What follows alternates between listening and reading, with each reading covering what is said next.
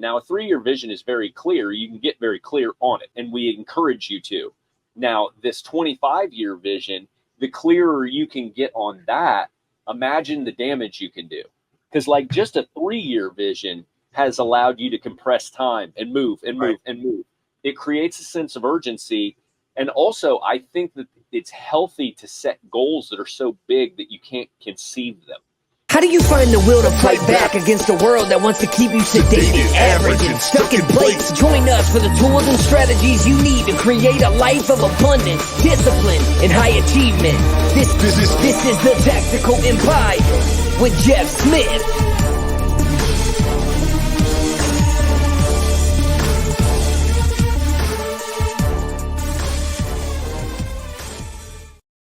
Welcome to another episode of the Tactical Empire. I am joined by Shawn Rider today, and I'm excited to talk to you, my man. How are you? Hey, it's me. Always excited to talk to you. We are recording on a day where my wife is home from work with the kids, and so of course I leave to record the podcast. Just kidding. We have a good little schedule today. So she's at home actually doing the Murph workout right now. So she's suffering. She's suffering while I get to have a little fun with you. Man, I know. Good for her. Good for her. Good for her. I thought about it this morning. I was like, you know what? I could do some like 200 push-ups, but it was the pull-ups I didn't want to do. So I'm like, maybe some other day. This will be the first time I don't do it in like 12 years. So, well, yeah, you're gonna have to live with that if you break the streak. Yeah. I don't do it. I don't do it as it's written every single year. I try and change it up to keep me on my toes. But I did 5 sets of 10 back squats at like a medium weight. So my legs are a little toasted. It's all good. All right, I like that. What are we talking about today, my man? I'm great. Yeah. Well, every now and again, I make a half decent Facebook post that gets, some good attention. So I made one yesterday. By the time you guys are listening to this is going to be 2 weeks out. So I'm going to read it to you guys, and then I'm going to read a guy's comment. His name is Jeff Smith. He commented on it, so I'm going to read his comment, and then we're going to pontificate and go a little bit deeper on it. So I did like a red X emoji to catch people's attention. And then it says, Q1 2024 started with me ending 2 projects that I loved, but eventually caused more stress and negativity in my life. One was 12 years old and the other was 4 years old. This morning, I read through my journal and what I wrote the morning after making those decisions, and it's written below. Quote, I feel lighter and more focused. I believe in myself, always have. I trust in my abilities to always figure it out. My wife believes I can do anything. My kids love me for me, not for what I do or what I have. My mom always believed in me and supported my decisions, and most importantly, was the loudest in the crowd. My dad always had my back. 2024 equals all in. End quote to the journal. And then my Facebook post ended with, if you're reading this and you're on the verge of making a big decision, moving on from something, or have just done so, just know your life can change for the better in any 90-day period. Stay focused on the path forward, push hard, rest when necessary, understand what's most important to you. And then Jeff Smith came in strong with a comment saying, constantly questioning what we're doing and why.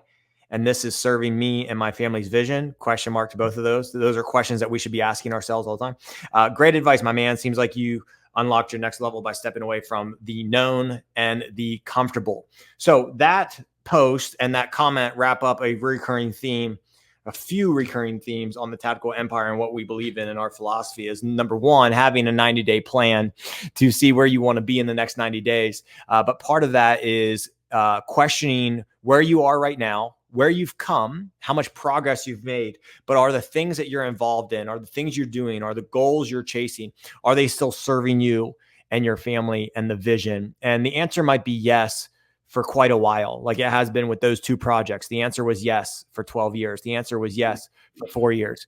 And then all of a sudden the answer started to become no. And now for the full 12 and 4 years, the answer wasn't always yes. You start questioning for a quarter or 2 or 3, and sometimes 8 quarters, 2 years. And then finally the answer is like a hard hell no. And then you have to make a decision, or you can be like most people and not make any decision. And then you keep struggling, and then that struggling turns to suffering. And the difference between struggling and suffering is huge, especially when we have a finite amount of time in our life. And so, Jeff, let's talk about the importance of those questions, the importance of a 90-day plan, and how in 90 days someone's life can completely change. And I apologize before you answer that, just to give people some context. Like 90 days ago, I still owned a CrossFit gym. 90 days ago, I still worked for somebody else. 90 days ago, I had no intention of selling one of my 3 short-term rentals. 90 days ago, I did not partner with a hands-on burring gentleman in the inner circle. Now we're business partners. I'm the financial guy. He's the hands-on. And our goal is to acquire 10 to 20 properties in the next 12 to 18 months in Texas. 90 days ago, we were not opening a metabolic franchise in our town. Like, so much in my life has changed in 90 days. And so that's just like my life. 90 days ago, you guys still lived in a house in Houston, Texas. And now you're in an RV and you're about to be in South Carolina in the next couple of days. So go ahead and take it, man. I think a lot of people, I got almost like 85 likes on a post, which is a lot for me. And a few comments and private messages. So take it, Jeff. Well, I mean, I think people underestimate what can change for them and how quickly it can change. And most of the time they just are, it's fear of the unknown that causes them not to step out and pursue things that they desire, I guess. I mean, we talk about intentionality all the time here, and I think that is part of it, but it's also the ability to stick with something for a period of time, because things take longer than you assume they do, and or you would hope they do. I mean, we would all like to be profitable in month 1, but oftentimes that's not actually the case, and so you have to be real and honest with yourself. Another thing that you mentioned, like we audited for a level of awareness on, is it still serving you? One of the things I think I've evolved to in the last few years is just being very comfortable with the fact that I'm constantly changing. And so asking that question is important, because most people define themselves by like what they do, like their job, their profession, or something like that, right? And which I think is horribly tough. Like, you think about these people that go to medical school for 10 years. Fuck, man. Like, from the time that they're 18 to the time that they're 30, what changes did you go through in 18 to 30? A couple? All of them. And what the science says, that your brain isn't fully developed and mature until 28. So in the prime of their physiological and neurological changes, they are getting 2 hours of sleep a night for 10 years, basically, right? Right. But then you come out on the back end with the level of guilt that they must feel if they choose it. Like, what if you don't want to be a doctor anymore? Like, I just decided. And so, like, I think we attach too much of our identity to like what we're doing. I have no problem leaving things behind anymore. I suffered from that for a while because it was like defining. Like, I left my gym open too long. I stayed in my gym for too long, and I really should have got out of it about 7 years in. And I stayed in it for 12. And I think part of that was because I hung on to all these ideals that I had when I first started it. And I think that you need to give yourself the grace and the space to understand that things aren't serving you. And having kids really helped with that for me, because we're evolving in our life so frequently. And so I didn't need to attach myself to some long-term profession or something like that. And I was able to move on from it, because what you talked about in your post was that your kids don't define you that way. So why does it even matter, right? Like, they don't care. So like, is this bringing friction to our lives, or is it bringing joy to our lives? And like, how are you showing up? I mean, a lot of our stress and anxiety is self-induced. And once you realize that, and you start to audit it more frequently, you can understand actually how much personal freedom you do have to change everything. And and being able to audit it and actually lay out a plan, like a 90-day plan, is refreshing, because you can say, hey, 90 days ago I wasn't doing these things, but like, imagine what I could do in the next 90 days. Like, this and this happened, and maybe you didn't achieve everything you were trying to do in that 90 days, but there's only certain things that are under your control. Like, I've been trying to do this large commercial refinance for fucking 15 months, and I can't get out from under it. It's literally killing me.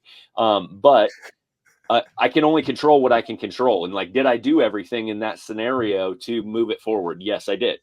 I mean, so I'm just really aware of my finite time that I have, and like, and then also my goals. So I know that I'm here for a short amount of time, but I also have these massive goals. And how do I move in that direction? You have to break it down into tangible tasks that you can do, like this week. And otherwise it's just a dream. It's not it's not a reality. And I don't like talking about things that I'm not actively doing. And so like, being able to set those goals, make a decision on it, it's easier than you think. Like, you toiled over your gym decision for forever, right? Yeah. And like, and then you made the decision and stuck to it, and you're like, huh, I guarantee at some point in time over the last few months you've gone, why the fuck didn't I do that before? There wasn't anything to it. I've said on podcasts before that people, the actual act of these tough decisions is very short. The suffering and struggling leading up to it is what we elongate. Yes, I thought about on and off closing my gym over like a 2-year period, probably more seriously in a year, the last year, but the actual decision, like, I knew when enough was enough, and the actual decision occurred in like 48 hours. Didn't make me the biggest fan of many people, but for me, it needed to happen right then and there, because I knew I was up to a point I didn't want to get to personally, mentally and relationally. And so it just had to get off the plate. And now looking in hindsight, that's a lesson. Now I have to look at those factors that played into me taking it that far to get to that point. People who didn't question, like, what would have made Shawn get to the point where he ended it in 48 hours. Like, they're not asking the right question. That is the right question. Like, what would have happened? Some shit had to happen for me to get there. Now I'm going to be able to recognize those things sooner. And if it's still aligned with my vision, then I would actually take appropriate action to alleviate and fix those things, which is why we're excited for our next gym, because it is an opportunity for us to learn from our lessons and mistakes over a 12-year period and implement the right things on day one with fresh, awesome coaches and staff members and team members. So we're excited about that. But I like what you just said. So let's just talk about like visions, dreams, turning your dreams into actual concrete visions and goals, and then breaking it down into 90-day plans and two-week action items or weekly critical tasks. That's one thing. People come in, right? I just said 10 minutes ago that I now have this goal with this partner to buy 10 to 20 properties in Waco, Texas, or around Waco, Texas to Burr. But someone might come into the group and be like, I have that goal too. I have 20 to do. Where do I start? Well, we start with your personal, like, we have to understand your personal finances. So if your personal finances aren't in order, we got to get that clear. Then it's, do you have your financing in order? Do you have your team in order? Do you have your buy box in order? That, ladies and gentlemen, is very quickly going from big picture down to the micro tactical action items that we need to take today, this week, and in the next 2 weeks. So that's the importance of a 90-day plan. That's why at the Tactical Empire, we say that for most of the people coming in, they're trying to obtain some sort of level of financial freedom. And it starts with getting all that in order. But we say you can get financial freedom in 2 to 7 years, depending on where you're starting. So our goal is to take that 3-year goal of buying 20 properties and taking the appropriate steps without getting distracted, so you can obtain that goal in 18 months. And that's something that I had to learn over time. So I think that is the value of having back-to-back 90-day plans that are aligned with that vision. Right? That vision's huge. It's big, but we have to break it down into manageable chunks. And that 90-day plan gets broken down into 2-week action items. And having someone to hold you accountable is key. So what else do you see in terms of why we do 90-day plans, or the value of 90-day plans, or some of the progress that you've seen men make in a short amount of time? I've seen men sell their businesses. I've seen men grow their businesses. I've seen men buy tons of real estate. I see them sell tons of real estate, and it is all in alignment with their vision. So people make huge progress in their weight. Like what Chris Williams in the Tactical Empire is back to, eating nothing but meat right now, and fasting pretty consistently 24 to 96 hours, and walking and drinking tons of water, and he's shedding the weight again. Right. And he's going to look completely different in this 90-day section because he's hyper focused on it. Yeah, I think that, I mean, that's where that is where the name Tactical Empire comes about. It's setting massive goals, like a 25-year vision, let's say, like a lifetime's journey for where you see yourself in the future, and then reverse engineering what that's going to take all the way down to a granular level so that you can execute today, tomorrow, this week. And so, to your point, if you want to buy 20 houses, but your finances are shit, you would get to that point by saying, okay, where do I need to start to buy 20 houses? We have to work all the way backwards. What are the steps that are going to be involved in that? And then it lays out a roadmap for exactly how you get there. And what it does is it compresses time and speeds things up. When you get deliberate about laying out that roadmap, then you can see every step on the every stair on the steps, right? And some of them only take a day. And so, like, once you get real clear on that stuff, you really start moving in these directions with some momentum, because you realize that maybe that 3-year goal can be done in 18 months, like you're talking about, because there's only a certain amount of steps to it, right? There's only a certain amount of steps to buying 20 houses. Like, and once you get, yeah, let's pause.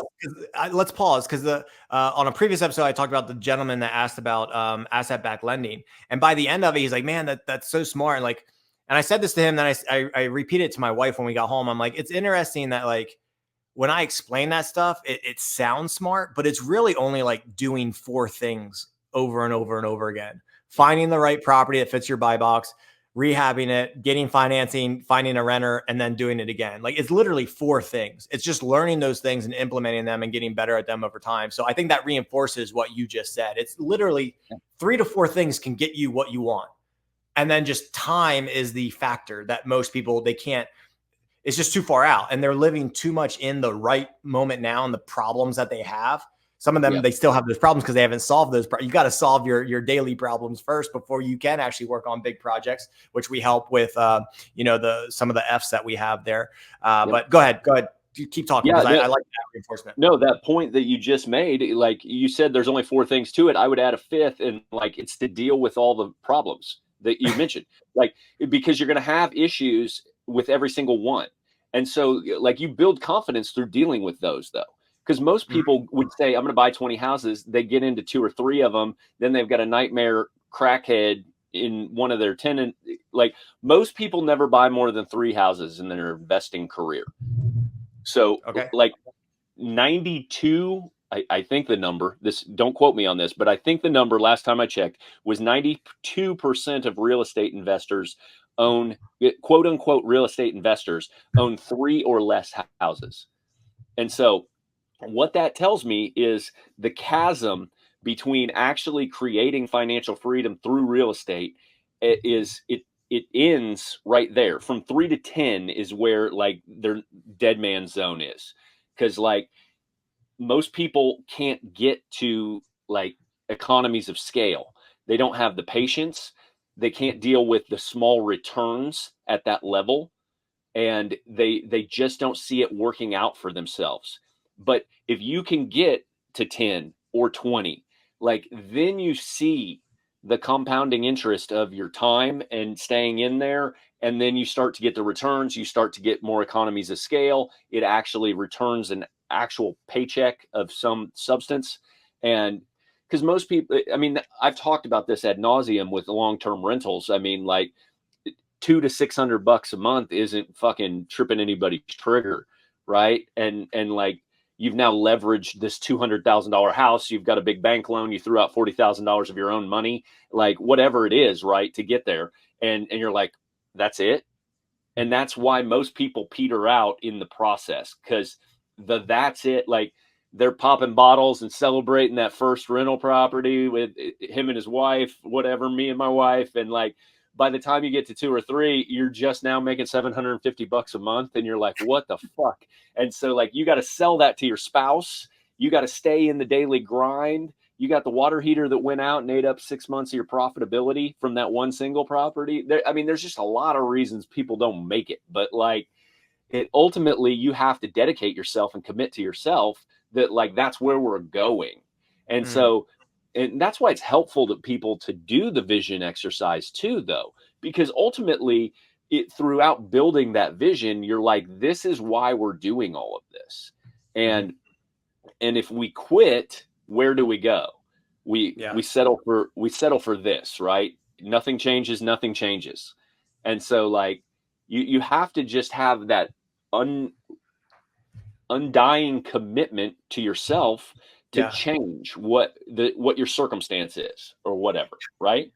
Let's shift gears and go that longer timeline, because I don't know if we've ever talked about 25-year visions on the Tactical Empire podcast. I'm not the biggest fan of harping on them, just because, and this is my question to you, like, how clear do you think someone's 25-year vision is? I think that's obviously the most blurry of them. And I think it could be too blurry for a lot of people. That's why we talk in 3-year increments. Like 3 years, I think we can get clearer and a little bit more specific, but then the year can be way more clear. And then by 90 days, it's a super high resolution photo. But when you're saying that, I'm thinking, if you ask me, Shawn, what's your 25-year vision? And I'm like, dude, it's pretty blurry. The only thing I can say about 25 years from now is that I'm still married to my wife, that I want freedom of time and money, which I have now, but it's going to have to be at a bigger scale because inflation is very real and things are happening. And so, and this guy that I'm keep referencing, like, he asked me, he goes, well, what's your end game? And I'm like, I don't have like an end point, and I don't have a number that I need. And it's not like I need more for more sake, but I know in order to do the things I want to do, like go to Italy for 30 to 90 days at a time or more, potentially live there half the year with my wife. 25 years from now, I know I want my kids to be happy to come home and hang out with us, with their potential kids. And so our grandkids. So how do I have to act today, be famous in my home, to have my kids want to be happily coming back to hang out with us? Like, that's as clear as I can get 25 years from now. Freedom of time and money, and that I'm still married to my wife and my kids are happy to come back and see me. Now, with that, I think that's enough for me to take action right now. But it also allows me, going back to taking things off my plate, it allows me to define, oh, these things actually aren't getting me there because potentially this thing is making me worse it's causing stress. So now I'm worse at home, and it'd be better to get off my plate. So I think over time, having that like blurry brushstroke of a 25-year vision allows me the flexibility to change my path on the journey to get to that 25-year vision. But the question to you, Jeff, sorry to rant here. Yeah. The question is, like, how clear do you think 25-year visions are? Like, what is yours? Or if you were mentoring me on that, how would you help me work through that? Well, I've struggled with the 25-year vision, like same way as you. The way I look at it and have reconciled it in my mind is ultimately, I think it's an important exercise. I used to not like it at all. And I would just be like, fuck that. 25 years, I don't know what I'm doing in 2 years. And so, but ultimately, if you frame it as like, what is your ultimate life's work? And it kind of, how do you want to be remembered? And like, for me, it's surrounded by like my family, right? I want my kids around. Like, I want to have the ability to, like, we talk about what's financial freedom. To me, my financial freedom, I've told you a million times, is like, if somebody in my family or that I care about has some sort of critical illness and needs care, a level of care that can't be done in the United States or whatever. Like, I want the ability to write a check for any type of treatment for that person to get taken care of. That's the type of money I'm looking for. And for me, that is so large that like it is a life's work type of situation. And so what else do I want to do? I want to be able to take care of my family at a level that allows me to provide them with whatever it is, like homes. I want to build a property that is a place we can all gather, and no matter how big their families get, blah blah blah, right? So the 25-year thing, I also want to understand my impact that I can have. I want to have a whole host of people that I've helped change their lives, and they could say at some point I've touched them, and something I said to them, something I did for them, some connection I made for them allowed them to seize their opportunity or go out and aspire for more for themselves and their families, or whatever it may be, right? Like it's more of an impact situation, because when you look at 25 years, like where do you want to be at that point in time? You maybe it's big business goals, maybe it's stuff like that. Like for me, it's not something like that. It's not necessarily building a business. It's building a portfolio that serves me and my legacy, if you will, at the level that I need it to and want it to. So it's not like pinpointing I've got $50 million or whatever the fuck it is, right? Like it's not like that. I think what you do is you think of like, okay, I want my life's work to be defined as these things. Like I donated money, saved puppies, sent kids to college, whatever it is, right? Brought fresh water to this place or whatever. I don't know. Whatever it is for you. And then you start working backwards from there. And so like we talk about reverse engineering, even a 3-year vision. Now a 3-year vision is very clear. You can get very clear on it. And we encourage you to. Now this 25-year vision, the clearer you can get on that, imagine the damage you can do. Because like just a 3-year vision has allowed you to compress time and move and move and move. It creates a sense of urgency. And also, I think that it's healthy to set goals that are so big that you can't conceive them. And so, like, that's where this 25-year vision comes into play. Like, what do you need to do that? And if it's so absurd that you're like, I have no fucking idea how to get there. And like, it should be because you've got 25 years to work on it. Right. And so, hell, most of us didn't know half the shit we knew 18 months ago. So like you just get into situations. Now, if your 25-year vision is so big that you know you have to work at a massive clip to get there, like that's what drives me. That's why like you talked earlier about buffer days, free days, and production days, or whatever the hell they're called. And I think that for me, what I found that works for me is that I have to be moving those critical tasks every single day. And I do them 365 days a year. Like I do them holidays, whatever. Just because for me, like I don't feel comfortable not moving in the direction of my life's purpose on a daily basis. Like I don't like free days. Your point to talk about like mental toughness on the episode that you talked about it on, like I don't do well taking full days off because I have to move towards my mission each day is the way I look at it. So like, I hate holidays. I hate days the banks are closed. I hate days the stock market's not working. Like it bothers me. And so like, I have to reframe and figure out what I can do to personally move myself forward on those days. And so I think the 25-year vision is or goal or target or whatever you want is a healthy thought exercise. But it's got to be so massive that it scares you, and most people aren't comfortable doing that, right? But it changes time too, right? It like I think it's rooted in your mission as far as like what you talked about. Like I want to live a long life being best friends with my wife, right? Like that at its root, you've got that. That's another thing about it. Like, what do you have right now that you may be taking for granted that is out there for your 25-year vision?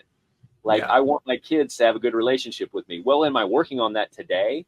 Like, of course. And so I don't know. To me, like 25 years just screams it's your overall life's work. And like, what does that look like? I don't think you're going to be able to pinpoint that into like, I drive this certain car, I live in this certain house. It's none of that shit.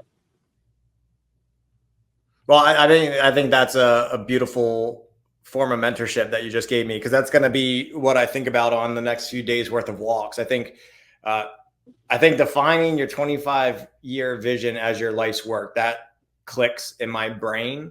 Because I remember like 5 or 6 years ago, we were at church and they were handing out pamphlets, and it was like $3,000 could go towards getting clean water to this village in Africa. And my wife wanted to do it. And I was like, $3,000? Like, we don't have we don't have $3,000 to do that. Let's get some stuff for ourselves. And here we sit. We haven't done that yet. And we can certainly afford that. And so looking, like, the second you said life's work and you said something about providing clean water, like that immediate, now we can do that right now. So we have to do that. Like I'm putting it out into the universe that we're going to do that this year, is provide clean water for whatever it was, whatever our church does. But looking back 25 years from now, if I look back, how many times can we do that in 25 years? Now that will define part of my life's work. So no, Jeff, I appreciate that. That helped. I'm sure that helped someone else on this episode. So we hit 30 minutes. Let's go ahead and send the people out. If you guys need help with these, hit us up. We've done this numerous times for ourselves and for other people. Absolutely. Absolutely. Join the Tactical Empire online, Facebook community. Talk to you guys. Go kick ass.